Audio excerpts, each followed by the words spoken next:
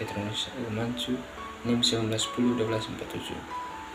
This time I want to explain the positive and negative effect of social media. Positive effect of social media. The positive effect of using social media is that it supports people to communicate and connect with friends or family through social media, especially during the COVID-19 pandemic. Allowing people to communicate via social media.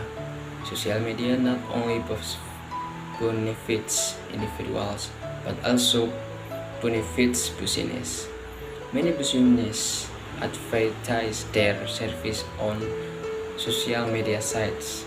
Social media has also completely changed the way people interact in the world, but it is also an advancing to be more accessible.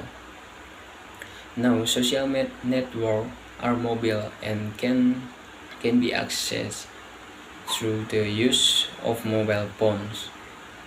This is confidence a good idea and will increase the use of social network as many people carry cell phone with them all the time.